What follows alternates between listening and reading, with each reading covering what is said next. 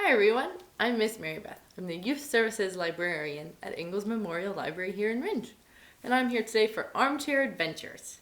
That's our series where every day I read a chapter or two of a book to you, and then eventually we finish a whole book together. We're on our second book, and the book we're reading right now is The Wind and the Willows, and it's written by Kenneth Grahame. And so far we're up to chapter 4. And this book is all about animal friends on adventures along a river and in the woods. And in the first few chapters, we've met Mole, who usually lives underground, but decided to venture out and came upon the river and the water rat. And the two of them became friends, and they went boating together, and they spent their times together canoeing along the river and stuff. And then we met Toad. He's a little eccentric because he has a lot of hobbies. He goes from one hobby to another. He gets really excited about it, and then he gets pretty bored.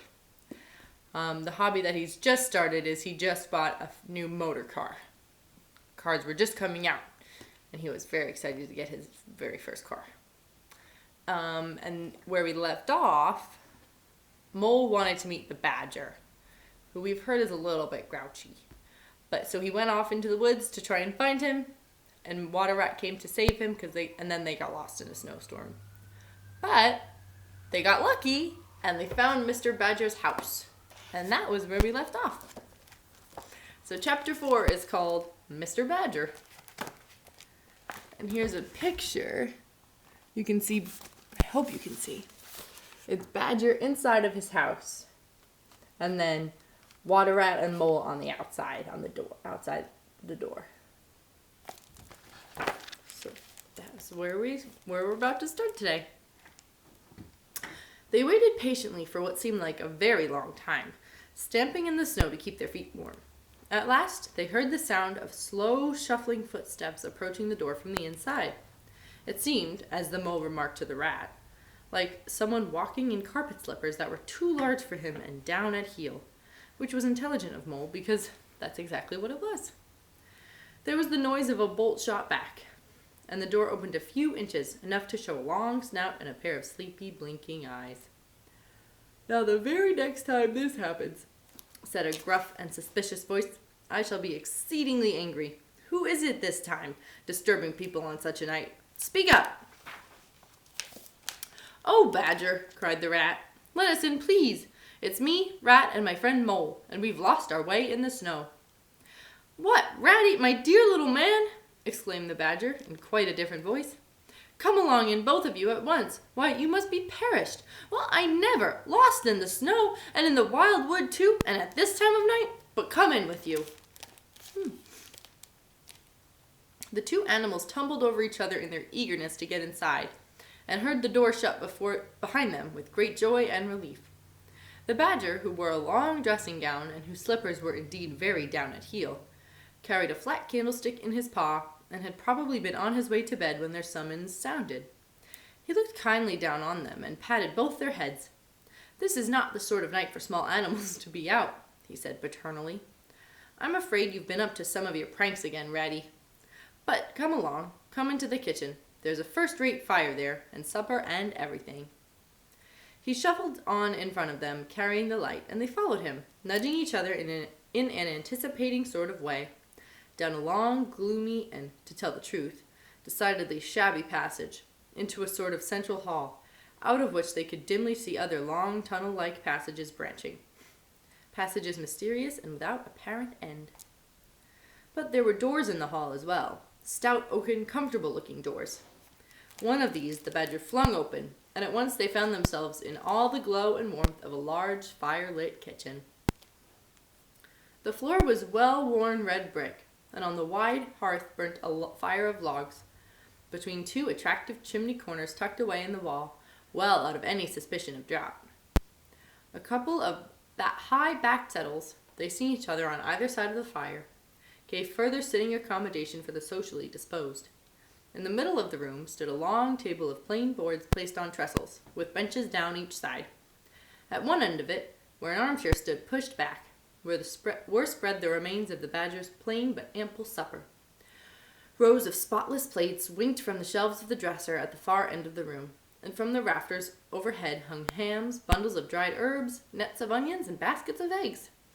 It seemed a place where heroes could fitfully feast after victory, where weary harvesters could line up in scores along the table and keep their harvest home with mirth and song, or where 2 or 3 friends of simple tastes could sit about as they pleased and eat and smoke and talk in comfort and contentment. The ruddy brick floor smiled up at the smoky ceiling. The oaken settles, shiny with long wear, exchanged cheerful glances with each other. Plates on the dresser grinned at pots on the shelf, and the merry firelight flickered and played over everything without distinction. The kindly badger thrust them down on a settle to toast themselves at the fire, and bade them remove their wet coats and boots. Then he fetched them dressing gowns and slippers, and himself bathed the mole's shin with warm water, and mended the cut with sticking plaster, till the whole thing was just as good as new, if not better. In the embracing light and warmth, warm and dry at last, with weary legs propped up in front of them, and a suggestive clink of plates being arranged on the table behind, it seemed that the storm-driven animals, now in safe anchorage, that the cold and trackless wild wood just left outside was miles and miles away, and all that they had suffered in it a half-forgotten dream. When at last they were thoroughly toasted, the badger summoned them to the table, where he had been busy laying a repast. They had felt pretty hungry before, but when they actually saw the supper that was spread before them, really it seemed only a question of what they should attack first, where all was so attractive, and whether the other things would obligingly wait for them till they had time to give them attention. Conversation was impossible for a long time, and when it was slowly resumed, it was regrettable. It was that regrettable sort of conversation that results from talking with your mouth full. The badger did not mind that sort of thing at all, nor did he take any notice of elbows on the table, or everybody speaking at once. As he did not go into society himself, he had got an idea that these things belonged to the things that didn't really matter. We know, of course, that he was wrong, and took too narrow a view, because they do matter very much, although it would take too long to explain why. Do manners matter? I think so, but sometimes it's okay.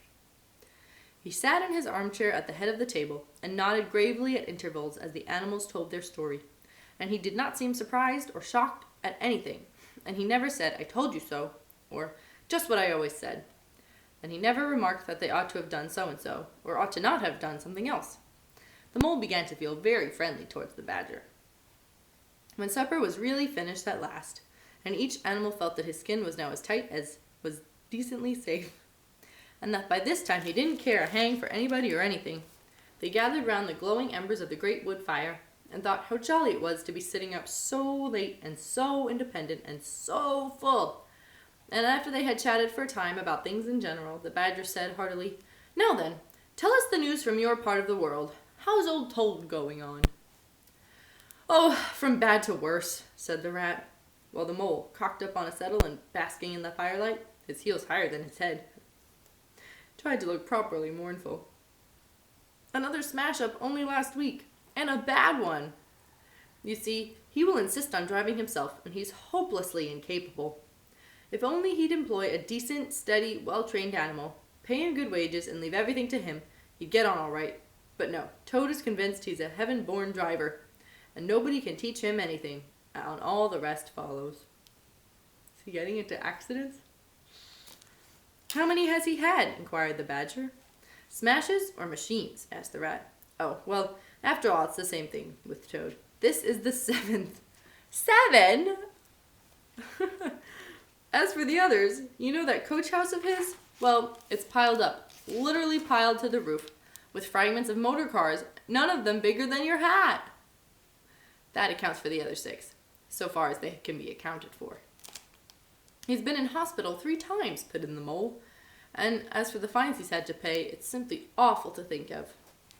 "Yes, and that's the trouble," continued the rat. "Toad's rich, we all know, but he's not a millionaire, and he's a hopelessly bad driver, and quite regardless of law and order.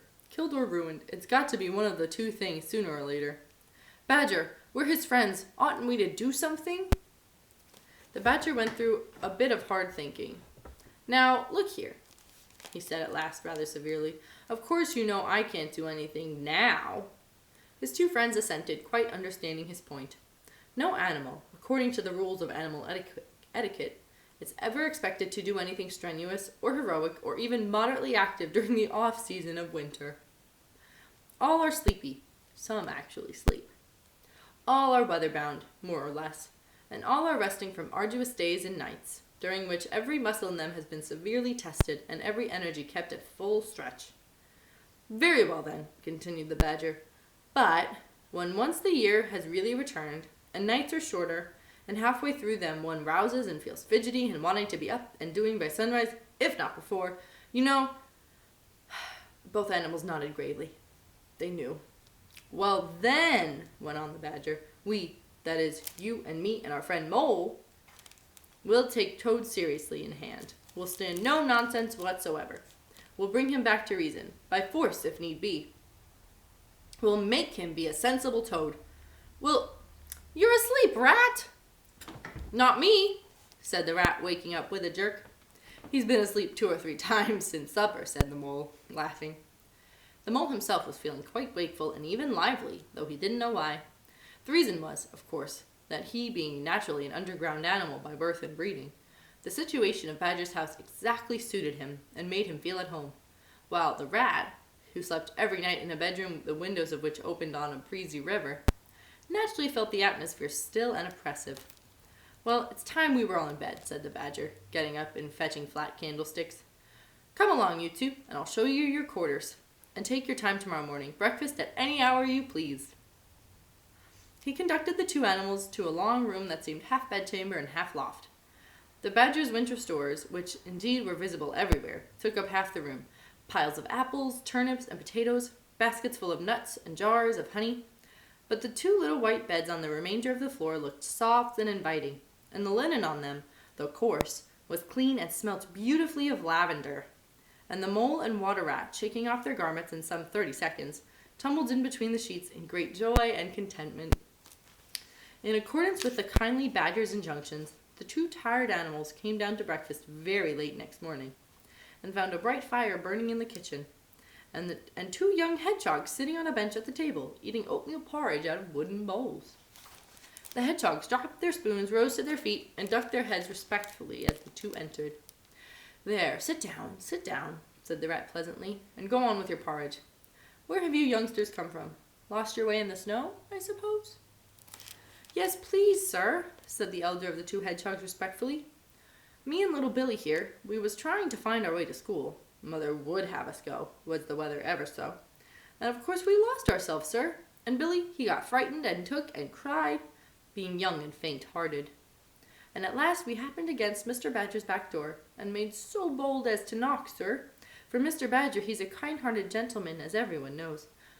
I understand, said the Rat, cutting himself some rashers from a side of bacon, while the Mole dropped some eggs into a saucepan. And what's the weather like outside?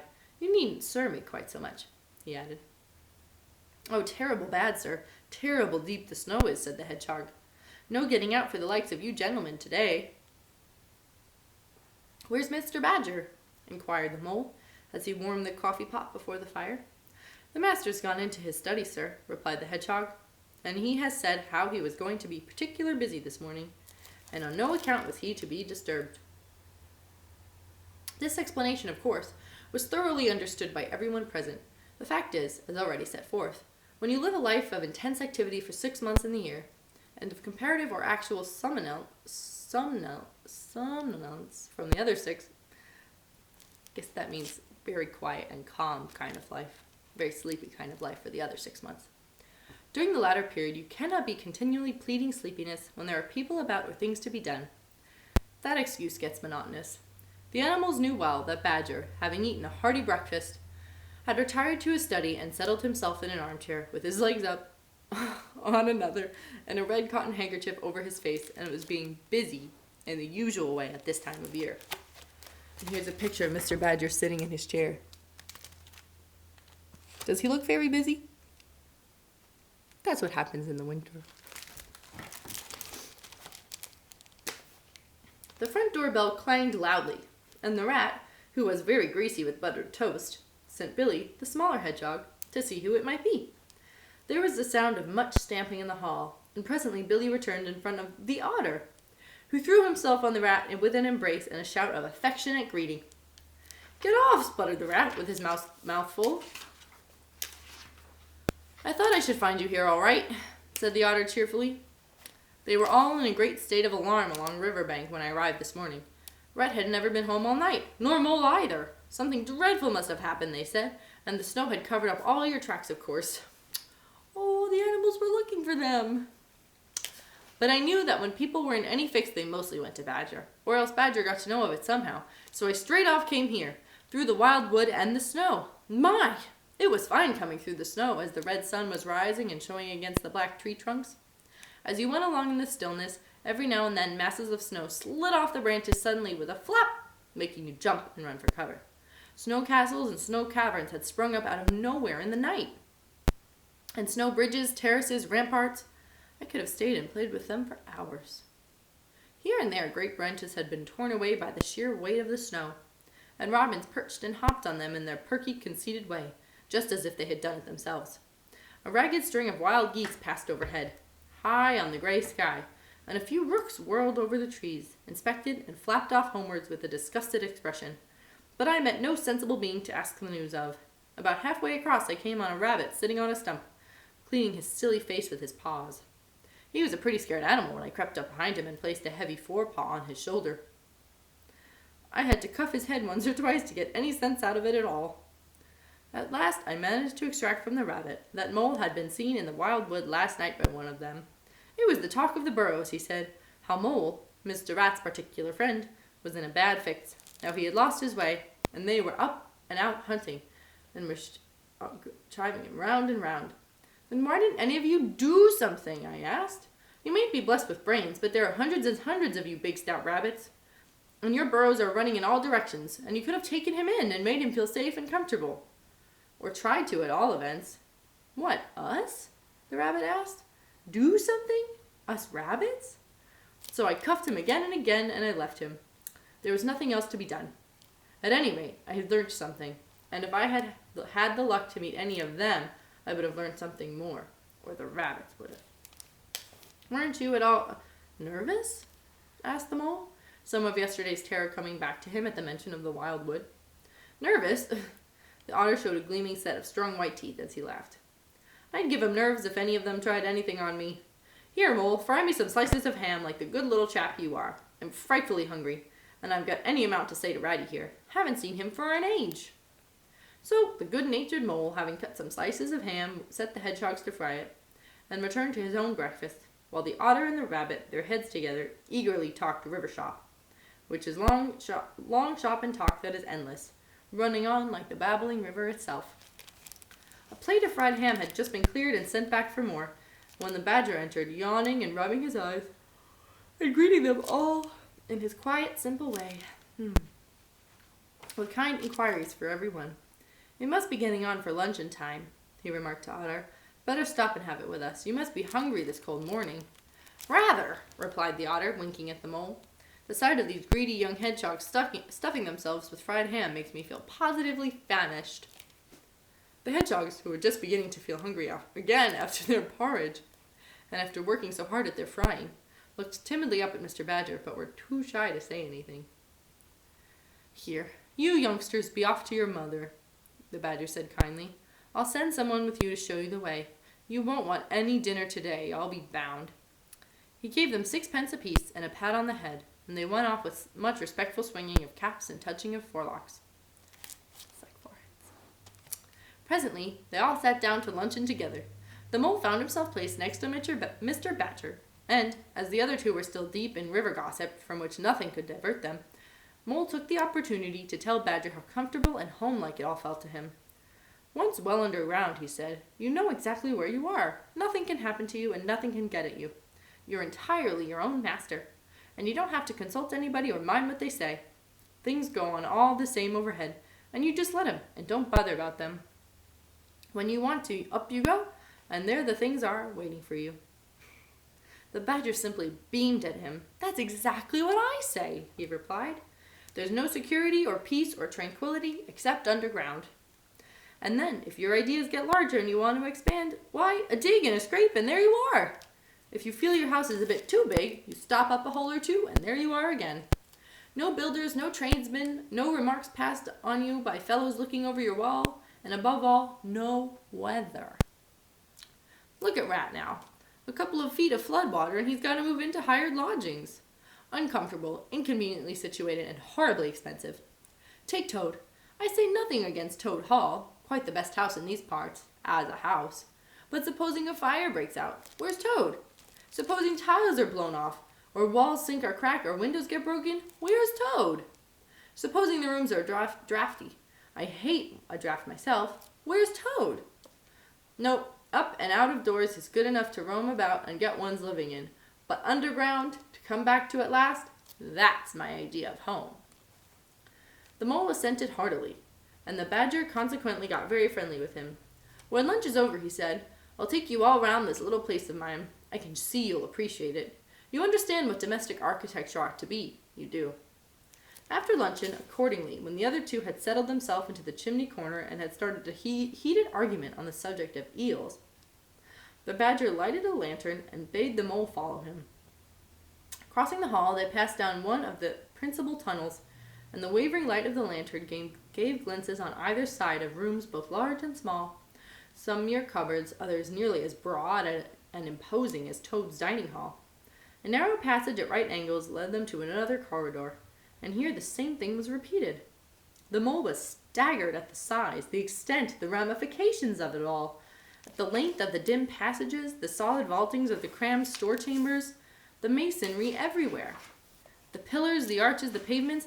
How on earth, Badger, he said at last, did you ever find time and strength to do all this? It's astonishing. It would be something astonishing indeed, said the Badger simply, if I had done it. But, as a matter of fact, I did none of it. I only cleaned out the passages and chambers as far as I had need of them. There's lots more of it, all round about. I see you don't understand, and I must explain it to you. Well, very long ago, on the spot where the wild wood waves now, before ever it had planted itself and grown up to what it now is, there was a city of people, you know. Here, where we are standing, they lived, and walked, and talked, and slept, and carried on their business. Here they stabled their horses and feasted. From here they rode out to fight, or drove out to trade. They were a powerful people, and rich, great builders. They built to last, for they thought their city would last forever. But what has become of them all? Asked the Mole. Who can tell? Said the Badger. People come, they stay for a while, they flourish, they build, and they go. It is their way. But we remain. There were badgers here, I've been told, long before that same city ever came to be. And now there are badgers here again. We are an enduring lot. We may move out for a time, but we wait, and are patient, and come back, and back we come. And so it ever will be. Well, and when they went at last, those people? Asked the Mole. When they went, continued the Badger, the strong winds and persistent rains took the matter in hand, patiently, carelessly, year after year. Perhaps we Badgers, too, in our own small way, helped a little. Who knows? It was all down, down, down, gradually, ruin and leveling and disappearance. Then it was all up, up, up, gradually, as seeds grew to saplings, saplings grew to forest trees, and bramble and fern came creeping in to help. Leaf mold rose and obliterated. Streams in their winter freshnets brought sand and soil to clog and to cover. In course of time, our house was ready for us again, and we moved in. Up above us, on the surface, the same thing happened. Animals arrived, liked the look of the place, took up their own quarters, settled down, spread, and flourished. They didn't bother themselves about the past. They never do. They're too busy. The place was a bit humpy and hillocky, naturally, and full of holes, but that was rather an advantage. And they didn't bother about the future either. The future when perhaps the people would move in again, for a time, as may well be. The Wildwood is pretty well populated by now, with all the usual lot, good, bad, and indifferent. I have no names. I name no names. It takes all sorts to make a world. But I fancy you know something about them yourself by this time. I do indeed, said the Mole, with a slight shiver. Very well, said the Badger, patting him on the shoulder. It was your first experience of them, you see. They're not so bad, really, and we must all live and let live. But I'll pass the word round tomorrow, and I think you'll have no further trouble. Any friend of mine walks where he likes in this country, or I'll know the reason why.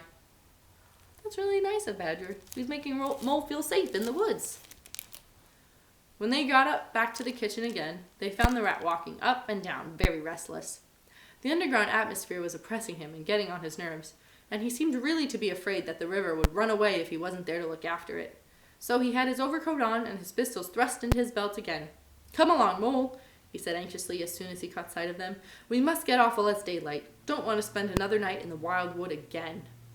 "It'll be all right, my fine fellow," said the otter. "I'm coming along with you and I know every path blindfolded. And if there's a head that needs to be punched, you can confidently rely on me to punch it." "You really needn't fret, Ratty," added the Badger placidly. "My passages run further than you think, and a bolt hose holds to the edge of the wood in several directions, though I don't care for everybody to know about them. When you really have to go, you can leave by one of my shortcuts. Meantime, make yourself easy and sit down again."